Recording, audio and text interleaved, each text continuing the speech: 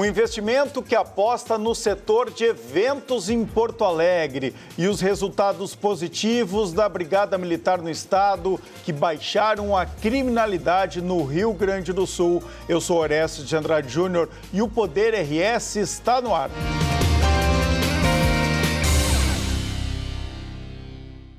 O Poder RS tem o apoio de BRDE, Crédito para Inovar e Desenvolver, ou a BRS em defesa da advocacia e da cidadania. Quinta do Morgado, suco de uva pura, Quinta do Morgado.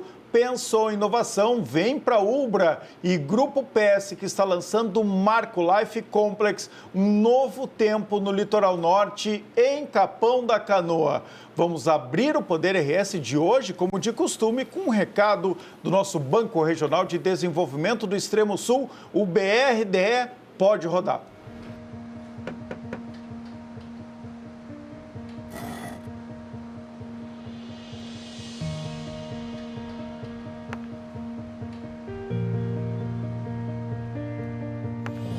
É bom saber que nos momentos que mais precisamos, temos o parceiro certo.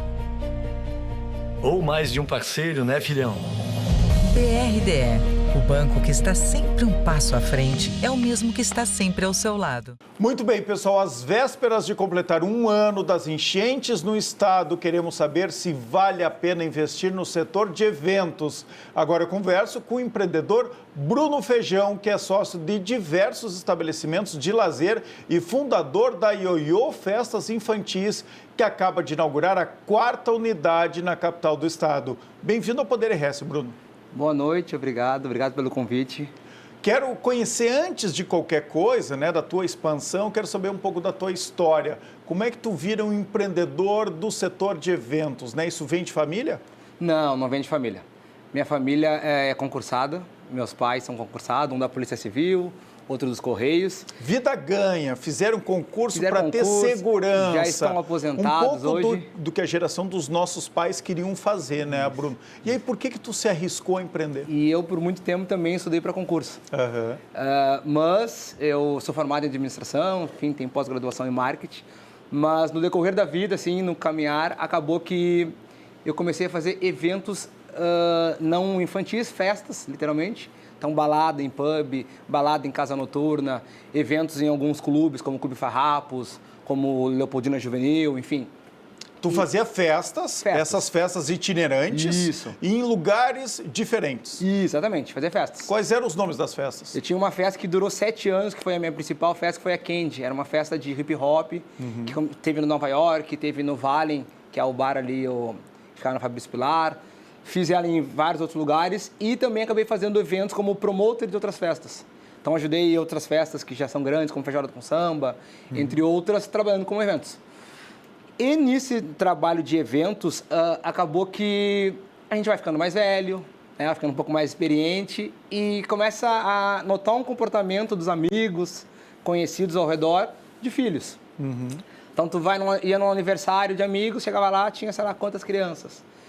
E como na nossa cabeça lá dos sócios, na época, assim, festa de adulto era muito mais difícil, uma balada onde vai a madrugada dentro, tem bebida alcoólica, sei lá, muitas pessoas. No nosso entendimento, fazer um evento para criança com 40, 50 adultos, sem bebida, 4 horas, ia ser uma coisa muito fácil, tranquila. Mais simples. Vai ser mais simples. E aí surge aí uma oportunidade. Que tal nós sair um pouco do setor de festa, e entrar num setor também de eventos, mas infantil, mais suave, mais leve. E aí que surge a Ioiô em 2019. E foi daí que a gente fez essa migração de um estilo de evento para outro estilo de evento, achando que ia ser mais fácil. Pois é, eu ia te perguntar isso, né? Na teoria, parecia ser mais fácil, e na prática? Na prática é muito mais difícil. Por quê? Muito mais difícil. Porque o grau de exigência de um cliente de casa de festa infantil, de um pai, ele é infinitamente maior do que o de uma pessoa que vai numa balada, que paga 50, 100 reais, seja o valor do ingresso para ir na festa, que bebe, que enfim, que ali a expectativa dele com o evento é muito menor do que um pai que investe um valor muito mais alto, muito mais considerável, e também muito porque com um evento infantil, tu mexe com o sonho das pessoas. Então é um sonho fazer a festa de um aninho de um filho, é um sonho, é um marco na vida da pessoa. Então aquilo tem um preço muito tem um valor, não um preço, um valor muito maior. É uma vez por ano e é eterna, né? Eterno. Porque ela é registrada em fotos que ficam para a vida toda. Pra vida Quando toda. a gente vai, qualquer pessoa vai numa balada, bom, é mais uma. É mais uma, exatamente. Sai todo final de semana, enfim. Então, isso pega muito, então a exigência é muito maior, a tua responsabilidade é muito maior. Fora que os processos são diferentes também de uma casa de festa, né? Nós, nas baladas, não tinha alimentação, gastronomia. Hoje, nas nossas casas ali, é praticamente um restaurante também. Nutricionista, ficha técnica, padrão de gastronomia, insumos de alto padrão, controle desses insumos para evitar desperdício. Então, é um estoque, enfim, é uma empresa que gira de uma forma muito diferente. Então, realmente foi um passo que a gente achou que ia ser um passo mais fácil, por ser menos pessoas, menos incomodação, mas acabou que é um desafio maior. Mas deu certo, Deu né? certo. Tanto é que tu tá abrindo a 4ª unidade. Isso. Como é que funcionou nesses últimos anos aí com pandemia? Vocês passaram por uma Pegamos pandemia e depois, no pandemia. ano passado, enchentes. Porque Enchentes. o setor de eventos, né, ele foi diretamente afetado por isso. Então, as pessoas tiveram, né, que fazer primeiro seus eventos em casa ou não fazer e depois teve a demanda reprimida. Queria que tu falasse um pouco, né? Vocês nasceram em 2019, então com 5 anos com duas grandes catástrofes. A pandemia, que durou praticamente um ano, fora o pós, e depois as enchentes. Esse pós, né, essa demanda reprimida para eventos, ele compensou a parada de vocês? Começou um pouco. A demanda reprimida de 2022 foi o melhor ano, assim, disparado. Ele foi um ano realmente fora da curva. Que compensou 21 ali da pandemia. Compensou um pouco 21, assim. Compensou inteiramente ou ficou um pouco abaixo? Não. Mas ele realmente foi um ano fora da curva, assim, de comportamento. Tá. Recuperou, então, muito do prejuízo do ano de 2021? Porque nós tivemos uma dádiva, assim, que é quando veio a pandemia, nós estávamos com a empresa estruturada, com caixa. Então, tem aquela frase que fala, né? Uns choram, outros vendem lenço. Isso. Então, num momento de aperto, também é um momento de muitas oportunidades. Então, foi graças à pandemia que surgiu a nossa segunda unidade. Nós compramos no meio da pandemia, ou seja, arriscamos ali no meio de uma pandemia. Já estava mais na fase final, até estava, mas a gente arriscou e comprou, acho que em outubro de 2020. A pandemia acabou ali por maio, abril, enfim. Mas nós compramos uma casa no meio da pandemia, graças a realmente, enfim, outras empresas com situações estavam delicadas. A gente foi uma oportunidade. De negócio para nós.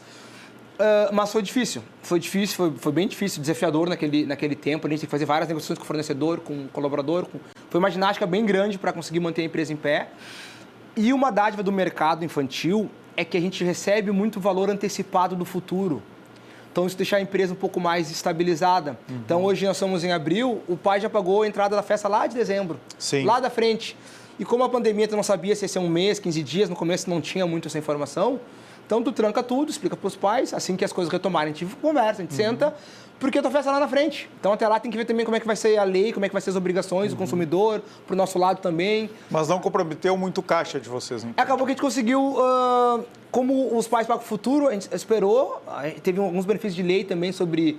a gente fez campanha de não peça seu dinheiro de volta, remarque e tal. Isso ajudou bastante a sensibilizar alguns pais.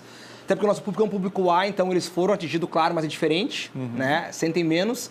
Então a gente conseguiu jogar com essas artimanhas, mais algumas estratégias internas e funcionou. Ultrapassamos a pandemia, na pandemia compramos uma segunda casa e aí quando veio o fim da pandemia, veio um estouro, um recesso. Então a gente conseguiu colocar a casa em ordem e seguir crescendo. Então a pandemia foi desafiadora, mas surgiu muita oportunidade. Então acaba que para nós acabou sendo positivo. Numa balança depois no final, claro que durante é muito angustiante, mas depois que se desenrola, no final acabou sendo algo positivo. E esse investimento agora de vocês, então, na 4ª casa? Esse investimento ele veio de uma outra demanda, que é a demanda dos próprios convidados. Hoje nós temos 3 unidades, que essas 3 unidades são só para festa infantis. Onde que elas ficam, os bairros? Boa Vista, bairro Três Figueiras e Moinhos de Vento. Tá. E existe necessidade dos próprios pais fazerem festas, ou alguns pais são donos de empresas, querem fazer eventos corporativos. Então, começou a surgir essa necessidade, e aí, por mais uma oportunidade de negócio novamente, nós acabamos adquirindo uma nova casa, que daí não se chama Ioiô, se chama Io Garden, que é uma continuação da Ioiô, onde nessa unidade, além dos eventos infantis, que fica separado, nós também fazemos eventos sociais, aniversários, formaturas, casamentos, enfim, é uma casa que daí abre o leque para outras possibilidades. Casa de eventos, que também incorpora infantil. E quando eu digo incorpora é porque tem um espaço totalmente lúdico infantil dentro da casa muito grande, que se o pai contratar, se os convidados ou o cliente contrata com tudo, ou aquela parte ela pode ficar separada, reservada, sem que impacte no evento, se for um evento adulto, um evento de empresa, que nós fizemos um da Gerdau agora um tempo atrás. Então, a parte ficou fechada, só usamos a parte do salão, que é a parte para os adultos. Qual é o investimento de vocês nessa quarta unidade? Foi de 2 milhões, o investimento foi de 2 milhões. Qual a projeção de faturamento? Dessa unidade, a projeção de faturamento é de 4 a 5 milhões no ano. Certo. Isso, dessa unidade específica. Isso vai incrementar em quanto, né? Esse negócio, depois nós vamos falar de outros que tu também está envolvido, né? Mas desse negócio, e deve aumentar o faturamento nos próximos 12 meses em quanto por cento?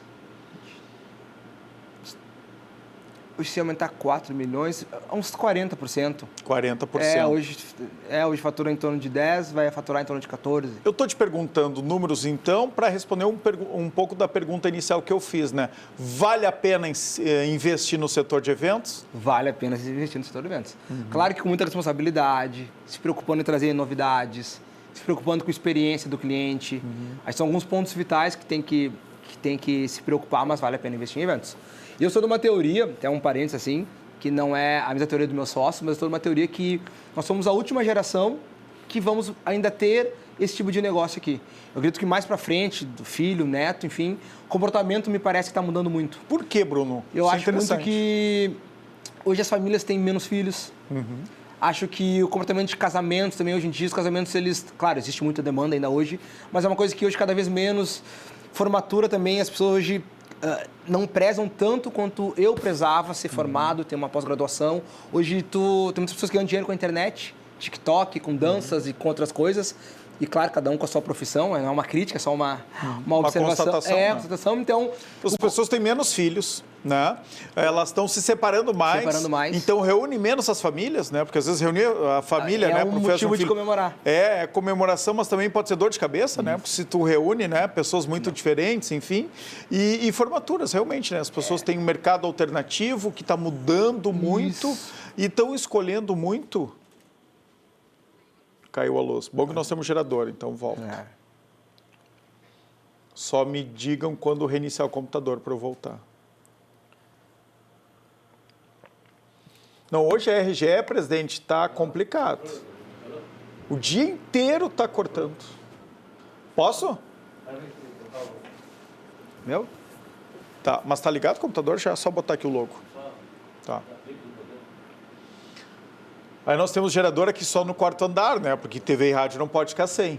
E aí, mas todo o prédio hoje está sem luz. Está sem luz, É impressionante.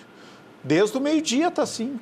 Cai a luz e não volta. Mas isso está um problema assim, crônico de todos os lugares. Mas para gravar dá? Não, tudo bem. Quanto tempo de entrevista? Ah, é? Por quê? Mas BM foi quanto? 30? Sério? É? Ah, tá. Então, vamos lá. Posso ir? Posso.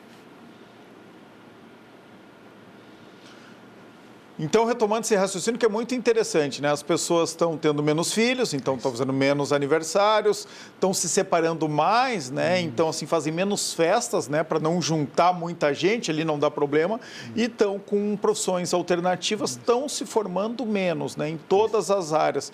Então, isso deve mudar. Claro que ainda vai levar um bom tempo. Vai levar um tempo, mas é um comportamento que eu acredito. Talvez 20, 30 anos, mas por isso que tu disse, né? É a última geração que vai fazer esse tipo de evento. Eu acho que é a última geração. Certamente vão ter outros, né? Eventos com robôs, por exemplo. Vão criar novas... O mercado é assim, né? Sai algumas coisas, entram outras. Então, mas eu enxergo Ainda está em alta. Ainda tem alta, ainda tem Certamente demanda, tá. tem alta. Mas é diferente. 15 anos também eu sinto que diminuiu bastante. Diminuiu já, né? Então, dos últimos anos para cá. Mas até tem uma volta, né? Então, assim, parece que durante muito tempo não era mais, né? Não estava mais na moda fazer festa de 15 anos, todo mundo ia viajar, ter uma experiência. E agora me parece que tem um retorno de novo, né? As famílias estão querendo, estão valorizando de novo também. alguns momentos.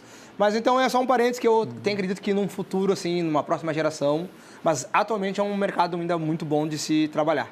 É por isso que tu diversifica os teus negócios, então tu também tem lá o Refúgio do Lago, tem uma operação no Complexo Tarumã. Eu queria que tu falasse um pouco deles. Isso. E aí também o Refúgio do Lago também foi uma baita oportunidade. Nós entramos e ganhamos licitação lá. Isso. Pra ter Na época eu espaço. estava na Prefeitura de Porto Alegre, acompanhei isso. Então nós foi uma licitação. Não teve favorecimento, nós nem nos conhecíamos, né, Bruno? Então, assim, licitação pública, foi lá e ganhou a melhor proposta. Ganhamos a primeira proposta, acabamos entrando na Redenção.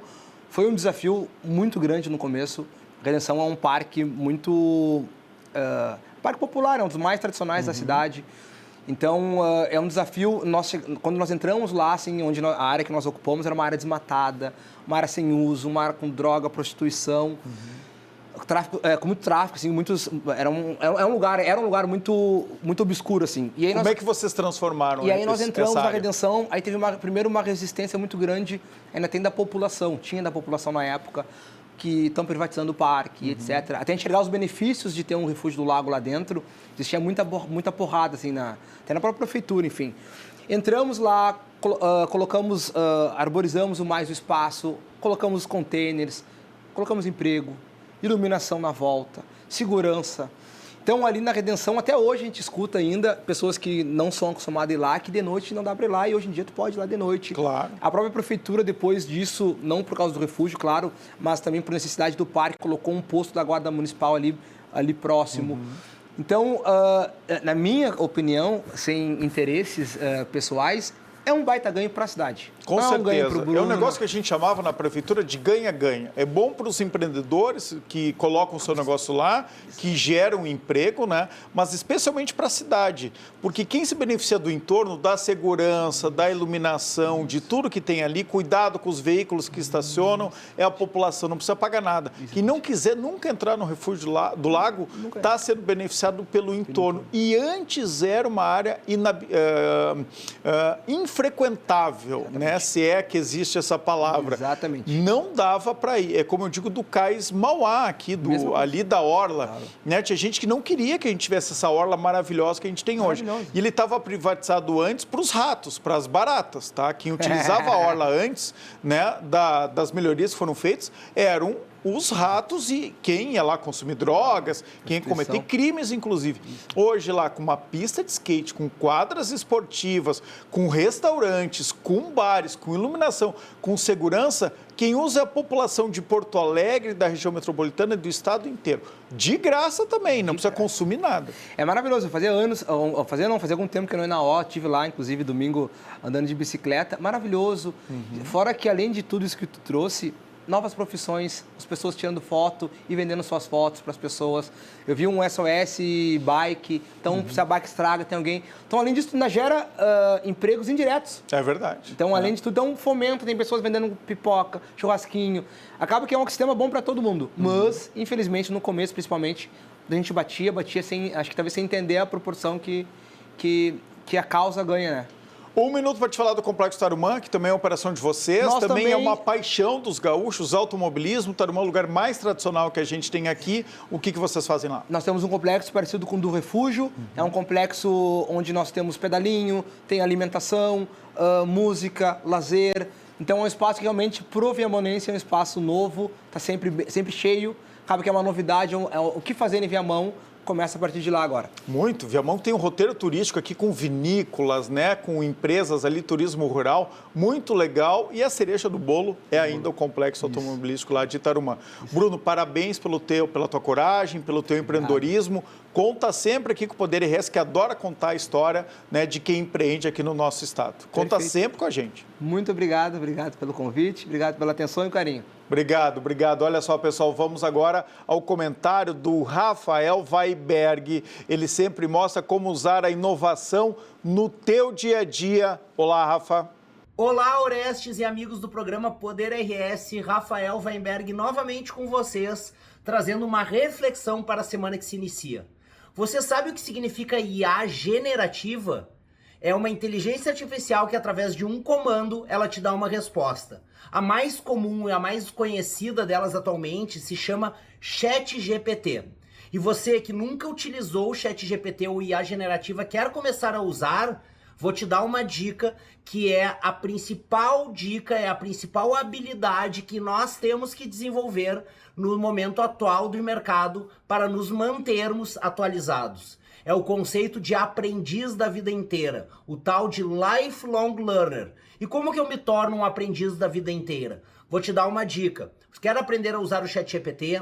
Vá no Google, vá no YouTube e escreva lá como usar melhor o ChatGPT. Tutorial de como começar a usar a inteligência artificial. Vai ter muito conteúdo, estuda esses conteúdos, bota em prática e desenvolve essa habilidade que é fundamental para os dias de hoje. Faz sentido? Vamos juntos! Rafa Weinberg falou para Chavin, o melhor restaurante peruano de Porto Alegre. Faça sua reserva pelo WhatsApp 51991416948 ou pelo Instagram @chavin.poa. Experimente a melhor comida peruana, direto do Peru, aqui em Porto Alegre. Não perde, viu? Eu toda semana bato ponto lá no Chavin, porque a comida é muito, muito saborosa. Poder RS faz agora um brevíssimo intervalo para a BRDE, Crédito para Inovar e Desenvolver, ou a BRS em defesa da advocacia e da cidadania. Já voltamos.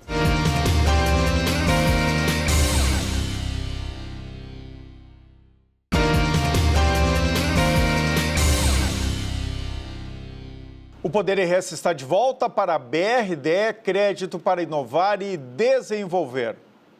Vamos receber agora o subcomandante-geral da Brigada Militar, o Coronel Douglas. E antes de falar sobre a queda da criminalidade no Rio Grande do Sul, uma diminuição histórica, a gente fala em 10 anos, porque é quando começou a ser medido com índices novos, né, com índices estatísticos permanentes aí para poder, inclusive, comparar com outros estados. Mas é histórica, viu? A gente realmente vive o melhor momento da segurança pública do Rio Grande do Sul. Coronel Douglas, bem-vindo ao Poder RS, né? A sua estreia aqui, prazer em lhe receber. Mas eu quero falar um pouco sobre a instituição Brigada Militar, né, que está quase completando aí 200 anos, tem 188 anos. Mas eu quero que o senhor explique para todo mundo como é que funciona o alto comando da nossa Brigada Militar. A gente tem 3 comandantes, um é o comandante geral, né, o Coronel Feoli, Tenente Coronel Feoli. Coronel Feoli, e tem 2 comandantes logo abaixo dele, né? O senhor é um deles. Então começa explicando como é que é essa relação do comando da Brigada Militar. Bom, primeiro é um prazer estar aqui com todos, né? A Brigada Militar, ela vai fazer 188 anos agora no final desse ano, e eu digo que ela é quase um patrimônio do povo gaúcho, assim como o churrasco, como o chimarrão. Com certeza. Não tem gaúcho que não conte uma história de alguma ocorrência, de algum fato com o brigadiano. Aliás, é a única polícia militar, né, do Brasil que tem um nome diferente, que é Brigada Militar. Por que é Brigada Militar? Ela remonta ainda à época da Revolução Farroupilha. Uhum. Nós tivemos, durante aquele episódio, as forças estaduais se dividiam em brigadas. Né? E aí o corpo policial que havia à época, quando acabou a guerra, ele veio a se formatar na Brigada Militar. Então, o designativo da brigada, ele vem dessa época. E aí ficou, ao longo da história? Ficou e caiu no gosto, né, da população, e quando, ali pelos anos 50, 60, nós tivemos aí um alinhamento das polícias militares no Brasil, qual seria a função da polícia militar, porque até então nós éramos quase que um exército do governador. Sim. Né? A partir daquele momento, para fazer a segurança pública, houve um alinhamento das polícias militares para dar as atribuições que hoje nós temos. Mas como tu me perguntas, né, a Brigada Militar hoje, nós temos 3 pessoas no comando. O Coronel Feoli é o comandante-geral, ele cuida da parte institucional, das ligações extramuros da instituição e também das diretrizes gerais. Da parte estratégica. Exatamente. Né? Eu cuido da parte operacional, eu gosto de brincar, eu sou o 190 dos comandos regionais. É quem está na rua. E é quem cuida das grandes operações. Um exemplo que é conhecido dos gaúchos, a Operação Golfim. Eu sou a pessoa que coordena, porque ela envolve muitas composições. Eu tenho gente do ambiental, do rodoviário, do aéreo, das operações especiais, do choque, além dos brigadianos que trabalham no litoral norte e no sul, além dos balneários de águas fechadas, né, represas, enfim. Então, é uma composição que leva aí 3 meses do ano, né? E só o litoral norte, ele chega a 3 milhões de pessoas nos dias de evento. Gente. Imagina, 30% da população praticamente do estado. Exatamente, e maior do que Porto Alegre. E nós temos que dar segurança para essas pessoas, né? Aliás, só para um parênteses aqui, nunca teve tão seguro o litoral norte como neste veraneio. Um trabalho espetacular. Nós conseguimos reduções, né, dos indicadores fantásticas. Mas Afora aqueles crimes que surgiram que deram muita repercussão midiática, né? O caso lá do envenenamento de bolo. Do bolo em Torres. De uma criança ali em Tramandaí. Isso. Né? Foram 2 casos assim, que chamaram muita atenção da mídia, mas eles são pontuais e foi o acaso que aconteceu no litoral norte. Eles poderiam ter acontecido em qualquer cidade do estado do Rio Grande do Sul, do Brasil ou do mundo, né? Aquilo que foge, né, do controle das forças de segurança. São ocorrências que são no âmbito doméstico. Isso. E aí a gente, às vezes, não consegue prevenir isso. Não tem como, né? Não tem como. Eu diria que a educação da população, enfim, outros fatores, a gente vai diminuindo isso, né? Agora, o que dependeu da Brigada Militar, também do Corpo de Bombeiros, olha, foi um trabalho espetacular. Fiquei muito tempo nesse veraneio na praia, né, indo todos os finais de semana, ficando alguns dias na semana, e era o comentário geral, né, dos gaúchos de todos os rincões aí, de todas as regiões, dizendo, olha, como está seguro circular sem aquelas ocorrências de arrombamentos de carro, que tinha muito, de casas mesmo. Não, foi um veraneio muito, muito seguro. As reduções na parte do verão foram fantásticas, mas o que chamou a atenção nossa foi as pessoas se sentirem seguras. Isso. Porque viam o policial militar naqueles momentos que ela transitava pela cidade, ia no mercado, ia na beira da praia, no comércio, enfim. E essa é porque a Brigada Militar trabalha para pessoas. A gente não trabalha para números só. Os números são indicativos, mas a gente trabalha para as pessoas e o nosso lema é ser a força da comunidade. Então a gente quer, nos momentos essenciais do cotidiano, estar presente na nossa comunidade. Antigamente se dizia o seguinte, e é algo real, é impossível ter um brigadiano, né? Isso é um termo legal, né? Acho que vocês gostam também, todos os gaúchos gostam. É um brigadiano, não é um policial militar, é um brigadiano. É impossível ter um brigadiano em cada esquina, né? Ter essa presença muito forte da Brigada Militar, porque é um contingente aí de quantos homens hoje? Hoje nós estamos chegando a 19 mil. 19 mil. A Brigada Militar já teve 35 mil homens, né, no Rio Grande do Sul. Então é impossível ter um brigadiano em cada esquina, obviamente. Então se usava antes, tá? Antigamente, viu? Se falava muito, olha, não tem como, né? Vocês não vão ver a presença da Brigada Militar tão constante nas ruas. Mas nos últimos anos, me parece que tem uma mudança. O número de brigadianos não aumentou tanto, mas a gente percebe uma presença maior, tanto de brigadianos, né, com viaturas, que também são, a maioria, novas, em bicicletas, em motos. E aí conta muito a parte estratégica de saber aonde colocar essa presença e aí transmitir essa sensação de segurança para as pessoas. Hoje, né, todo o policiamento ele é calcado em cima da evidência. Se nós temos evidência que naquele local poderemos ter algum crime, a gente se antecipa. Tá? Além da evidência que nos norteia através de uma plataforma que se chama GSEG, né, nós temos 3 palavras que fazem com que essa tarefa de reduzir o crime e de se antecipar a ele dê mais resultados. A gente acaba otimizando os recursos. Primeiro é a integração. A integração entre as instituições de segurança pública, Polícia Civil, Brigada Militar, Corpo de Bombeiros, IGP, DETRAN, Polícia Penal, elas têm feito a diferença. essa metodologia de se reunir semanalmente as instituições para ver o que aconteceu de bom ou de ruim na semana que terminou e projetar a semana que inicia. Tem reuniões semanais Nós integradas. temos toda segunda-feira, as instituições se reúnem lá na secretaria, fazem essa conversa, o que deu de certo ou de errado, e fazem a projeção da próxima semana, o que a gente precisa se antecipar. Então, a integração ela é muito presente. Isso acontece institucionalmente, acontece de maneira regional, acontece de maneira local, e os grandes centros acontecem a nível de bairro. Então, o delegado da distrital e o capitão comandante da companhia se reúnem, né? E no final do mês tem uma reunião com o governador, onde todas as instituições conversam com o governador apresentando bons resultados, boas práticas e pontos que requer maior atenção. Então, essa metodologia tem feito com que todo mundo gaste energia no mesmo sentido. Claro. Então, a gente otimiza os recursos, né? E a gente acaba diminuindo as nossas fraquezas, potencializando as nossas grandezas a maior, né? Gestão eficiente, né? Isso faz toda a diferença na rua. E o segundo e terceiro ponto é inteligência. A inteligência policial, ela faz com que os gestores hoje se antecipem ao fato criminoso. Então, por isso que a gente consegue, com um menor número de policiais militares, obter resultados melhores do que quando tínhamos 35 mil, como tu disse. Então, hoje a gente consegue obter, através da inteligência, a antecipação. Por isso que nós conseguimos aí nos antecipar nos grandes eventos, né? O que foi o final do Campeonato Gaúcho.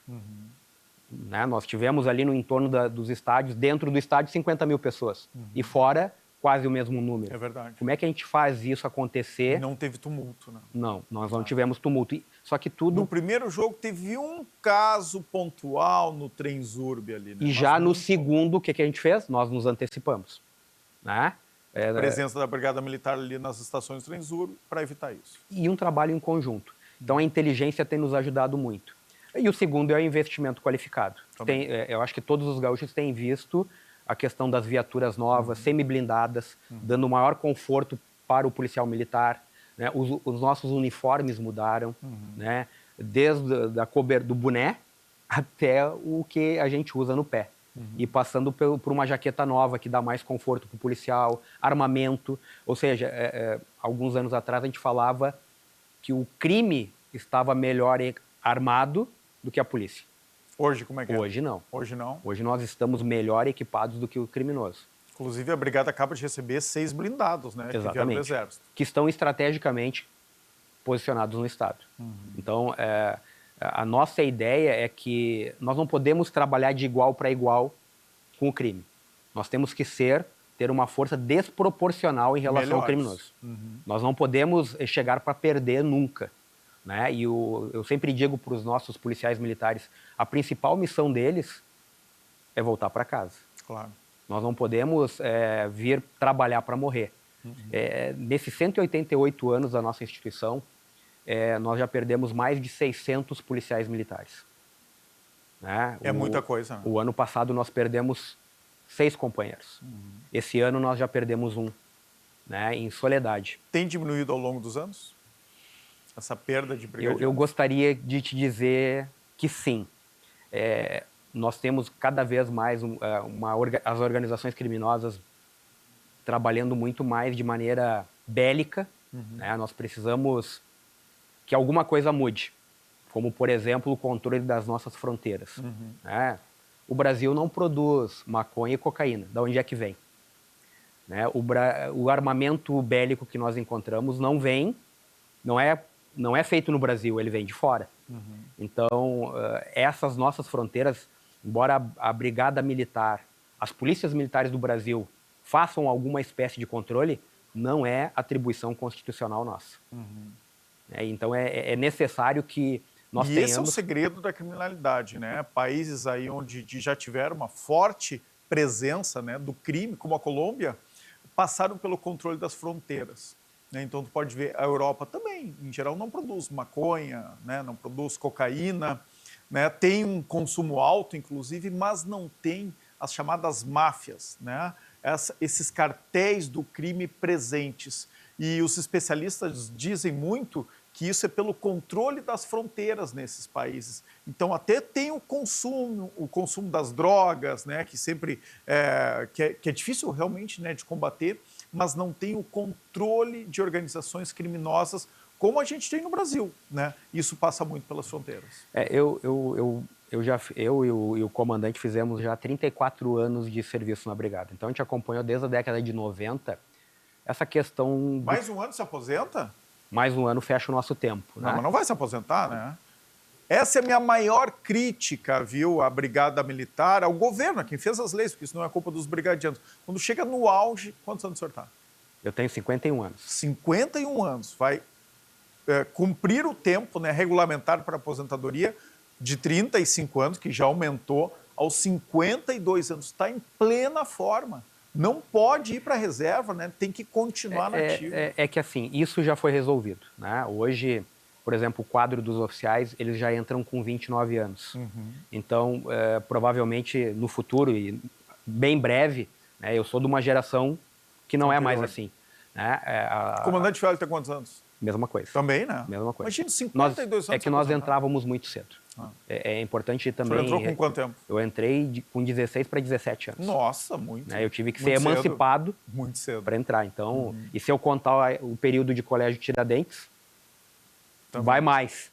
Então, mas é possível hoje permanecer depois dos 35 anos não, ou não? Não é possível. O senhor vai se aposentar? A gente vai para a reserva. Vai fazer um programa de segurança aqui no Multi-RS. É diferente, mas assim, essa questão hoje, no futuro bem, daqui a, vamos lá, botar 10 anos, o senhor vai receber aqui um coronel com 65 anos.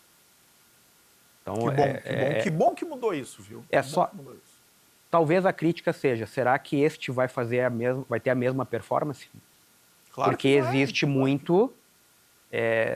tu tem que deslocar muito, tem que andar muito. O nosso trabalho ele é eminentemente físico. Físico também. Eu não posso ter... Especialmente o teu, né, que é o operacional. Sim, mas a brigada, a brigada de regra ela é operacional. Desses 19 mil homens que nós temos, eu tenho na rua 17,5. Aí eu tenho alguns em formação, que logo vão, e alguém que cuida da administração. Ou seja, hoje a nossa administração é menos de 5%. Sim. Então... O grosso da tropa, ela faz rua. E aí nós temos que fazer uma avaliação. E aí, daqui a 10 anos, a gente pode conversar de novo. Será que a gente vai... É isso que a gente quer? Não sei.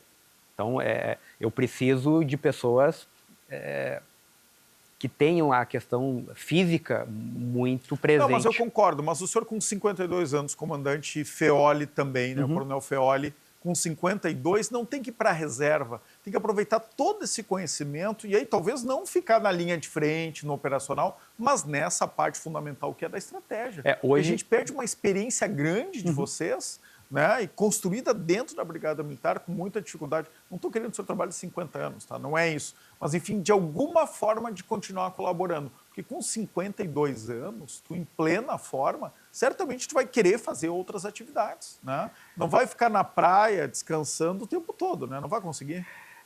Mas hoje, né, os nossos veteranos, né, eles acabam participando muito. Nós temos muitos projetos, né? Eu vou citar, por exemplo, as enchentes, né? Muito dos voluntários que vieram trabalhar nas enchentes eram brigadianos da reserva. Claro. E parte desses brigadianos nós chamamos... E ajudaram muito. Né, para cuidar dos mais de 400 abrigos que nós tínhamos no estado.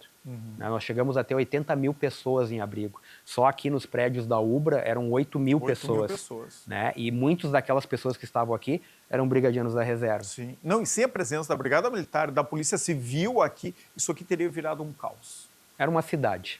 Aliás, as primeiras horas, onde não tinha ainda a presença das forças de segurança aqui, foi muito difícil. Só quem estava aqui dentro viu isso. Chegou a Brigada Militar, né, chegaram os policiais civis, aí tudo se acalmou.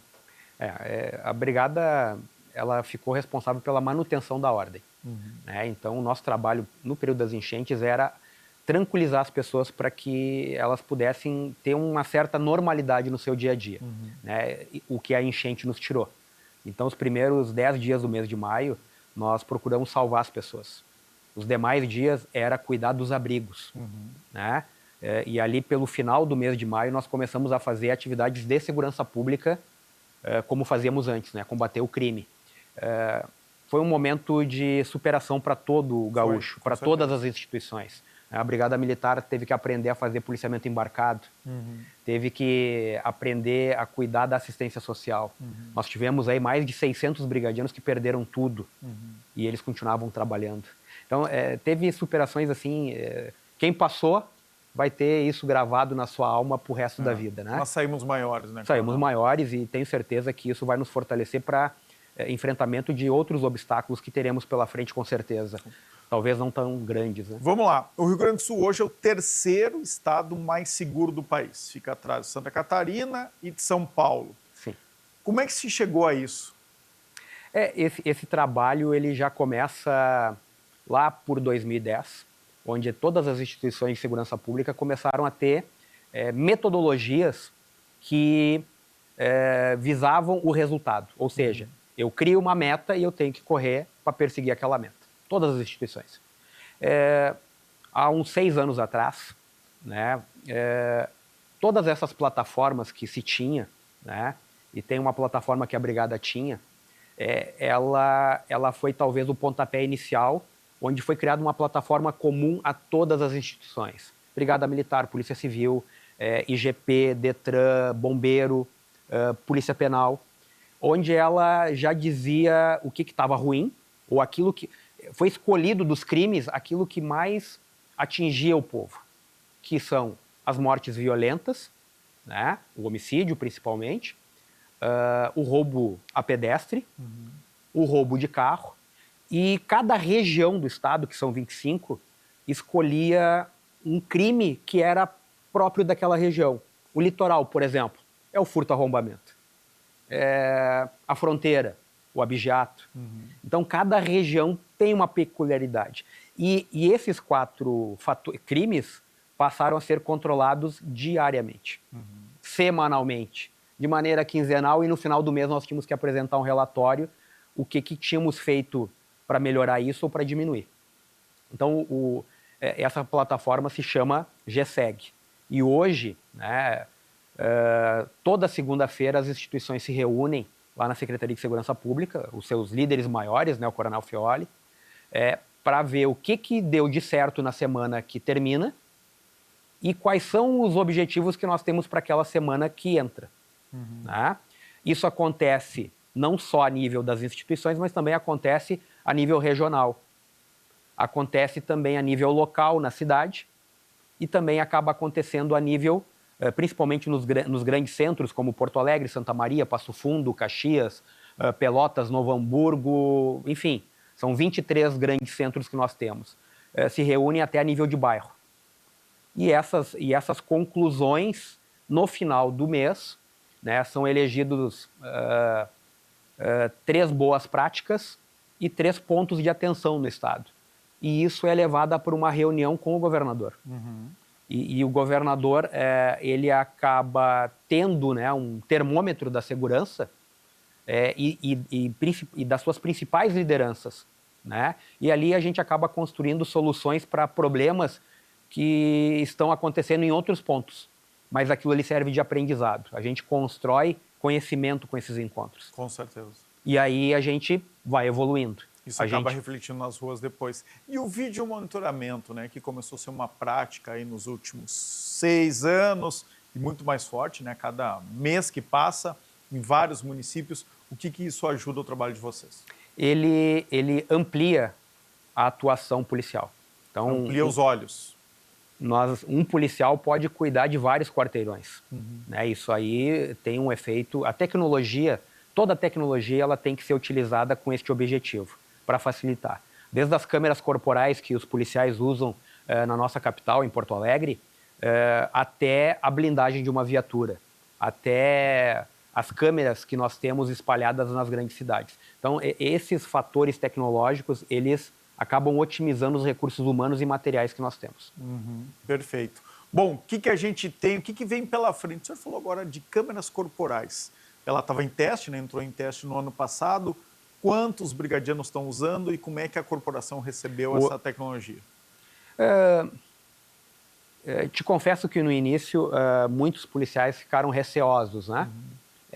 Por quê? Porque quem é que gosta, vamos lá, qualquer um de nós aqui, independente do trabalho, o senhor andar com uma câmera que a qualquer momento a sua gestão, por um motivo razoável, pode ter acesso. Claro. Um Big Brother 24 horas. Se tinha um temor que a administração fosse entrar na intimidade do policial. Então, com muita conversa, com muita gestão, a gente conseguiu levar para o policial que não. O que nós queremos é o fato, é o atendimento ao público. Claro. No momento que o policial ele é despachado para atender uma demanda ao público, ou quando ele se coloca em atendimento, ele aciona a câmera aquele fato, sim. E pode ser útil, inclusive, para o policial militar, para o brigadiano. Hoje eu digo que ele é muito mais útil para o brigadiano do que contra ele. Por quê? Né? Porque ele mostra muitas vezes aquela que a gente só ouvia falar, né? Tu sabe com quem tu tá falando? Claro. Né? Ou aquela coisa assim, não, eu não fiz isso, mas está filmado o que tu fez. Então, essas coisas hoje têm sido utilizadas como elemento de prova, porque muitas vezes vem a cena fragmentada. Né? Nós tivemos um fato, vários fatos, né? Que se pega uma imagem de um celular de rua ou até de uma câmera da rua que pega só uma parte do contexto. Agora, quando tu vai analisar a câmera do policial que pega desde o início, aí tu muda de opinião. Claro. Aí tu começa a ver que a ação policial vista por todos de maneira pública, ela fazia sentido. Não foi um fato, não foi uma agressão, e sim uma contenção. E tinha um porquê. Então, essas coisas hoje a câmera, ela vem ajudando muito mais do que atrapalhando. Quantas câmeras estão... Hoje nós temos contratada 1000 câmeras, né? E saber como é que funciona. Há quanto tempo estão nativos?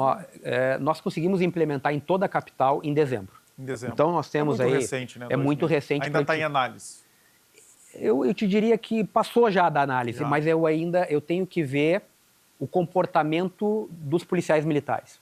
Porque no início, muito receio, às vezes acabavam esquecendo de acionar a câmera, embora ela gravasse.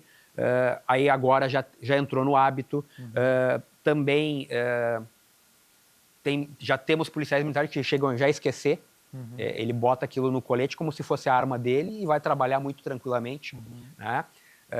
Que é a imensa maioria dos policiais. Então, isso ainda é muito recente. Nós vamos ter dados para dizer assim, ó, aumentou a produtividade ou melhorou, fidedignos, né?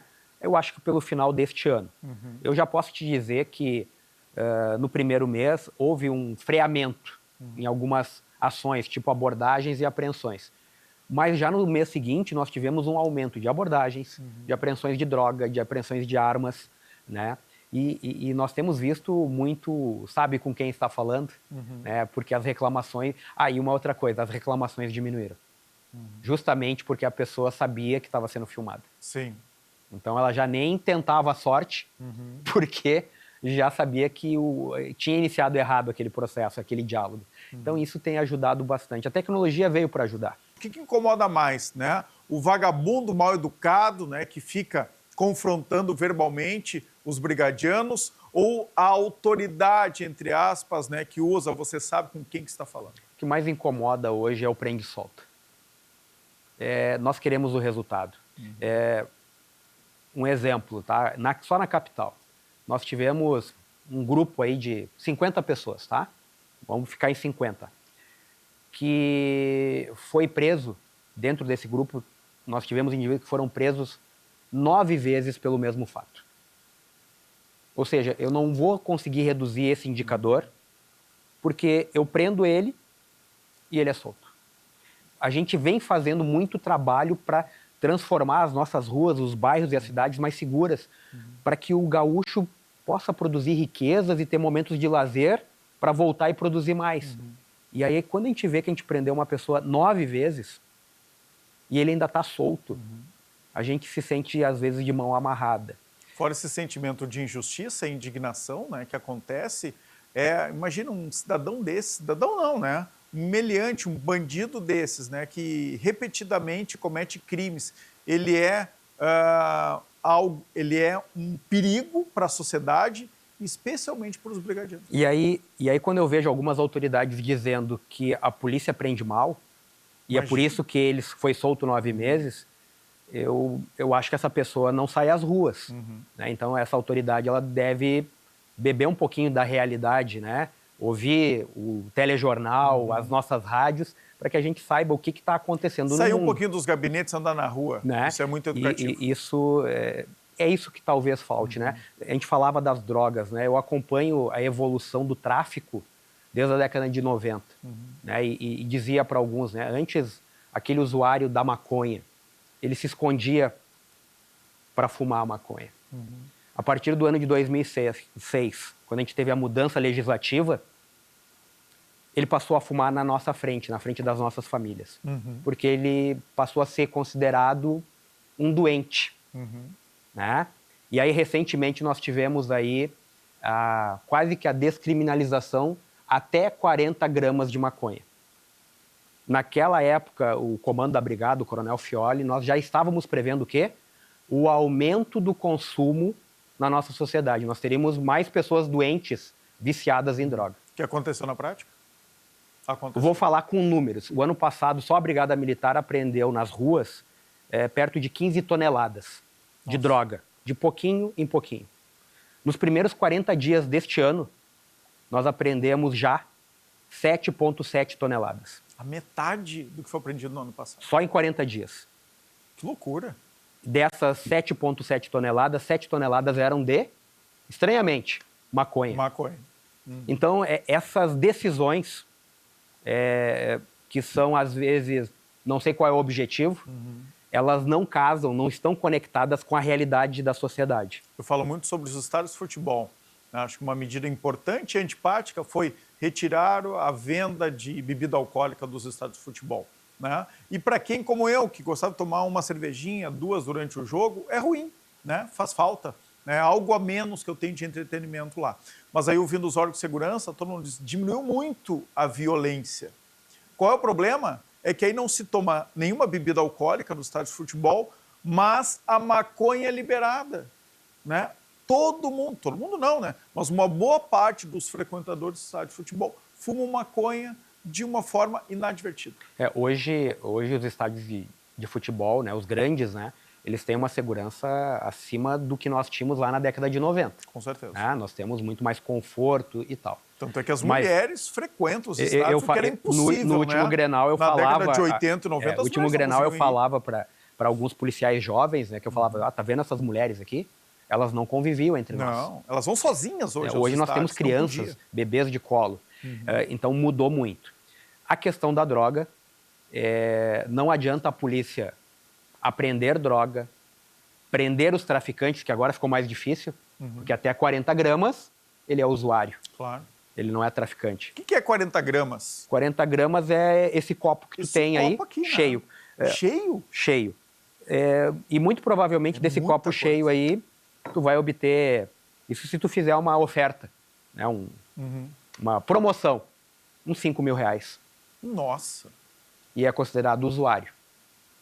40 gramas de maconha, esse copo aqui cheio, rendem 5 mil reais, num preço, numa tabela baixa. Então, que loucura. Essas decisões não estão conectadas com a sociedade de bem. E essa reclamação que tu fala, né, do consumo de droga no estádio, ela é recorrente, e só que nós temos que... Todo mundo tem que caminhar no mesmo sentido como a segurança pública hoje caminha. Não pode haver decisões desconectadas dessa integração. A integração do nosso Estado e a redução do nosso Estado, se eu tivesse que eleger um fator, eu diria a integração. Só que todo mundo tem que estar efetivamente integrado neste objetivo. Não pode alguém que faz parte desse processo ditar um regramento que até 40 gramas de droga, né, ela é permitida. Nos países que a droga foi permitida, os países sérios, né, nós temos que quem fornece a droga permitida é alguém que o Estado tem controle. Claro. Essa liberação de até 40 gramas não trouxe isso. De quem é que a pessoa adquire essas 40 gramas? De um criminoso. De um criminoso. De um traficante. Ou seja, eu estou alimentando um crime ao tomar uma decisão dessa. E mais em Amsterdã, que é uma cidade onde, né, o consumo de maconha, não é as drogas, tá? Lá é terminantemente proibido consumir drogas, né, pesadas, como se diz, cocaína. Né? Se a polícia pega alguém consumindo cocaína, essa pessoa vai presa e fica anos na cadeia. Agora, mesmo o consumo de maconha que lá é liberado, é dentro de estabelecimentos próprios para isso. Não é no meio da rua. Só sobre a questão da maconha, né? Nós estamos estudando estratégias para o usuário de maconha que dirige veículos. Imagina. Porque dirigir sob efeito de droga ou alcoolizado, que é uma outra droga, dá o mesmo resultado, acidente. E como é que eu detecto isso? Então, nós estamos já trabalhando em equipamentos para coibir pessoas usuárias da maconha, especificamente, no nosso trânsito, que acaba tirando muitas vidas. Comandante Douglas, Coronel Douglas, subcomandante da Brigada Militar aqui no estado, é ele que cuida da operação, tá? Tudo é com o comandante Douglas aqui, né? O 190 da Brigada Militar deu uma aula aqui sobre segurança pública no Poder RS. Eu disse que a gente falaria 5, 10 minutos, abusei do teu tempo aqui. O Rio Grande do Sul está menos seguro agora, nessa última meia hora, 40 minutos. O comandante está aqui dando entrevista para mim, mas obrigado, tá, pelo prestígio de comparecer aqui ao Poder RS. Parabéns pelo trabalho e siga firme. Esse parabéns é para todos os operadores da segurança pública. Com certeza. Né? Eu respondo por parte da Brigada Militar, mas essa integração, Polícia Civil, a Brigada Militar, Instituto Geral de Perícias, Corpo de Bombeiros, Detran e Polícia Penal, ela tem feito a diferença. E nós temos que trabalhar isso cada vez mais em todos os segmentos, para que a gente possa ter realmente um resultado cada vez melhor. E a Brigada Militar continua sendo a força da comunidade e peço para todas as pessoas que, quando necessitarem de alguma coisa, se verem em perigo, liguem para o 190. Esse telefone é que vai dar a resposta que o cidadão precisa. Cada vez melhor. Brigada Militar, um orgulho de todos os gaúchos. Obrigado. Muito obrigado. Aqualocos no inverno e no verão. Aqui não tem tempo ruim, tudo é alegria. Curtir o dia numa boa com toda a família. Aqualocos é pura diversão. Faça chuva ou faça sol, no inverno e no verão. É Aqualocos, yeah. O Poder RS, pessoal, de hoje, feriadão aqui, fica por aqui para a BRDE, Crédito para Inovar e Desenvolver. Tenham todos uma boa noite e fiquem bem.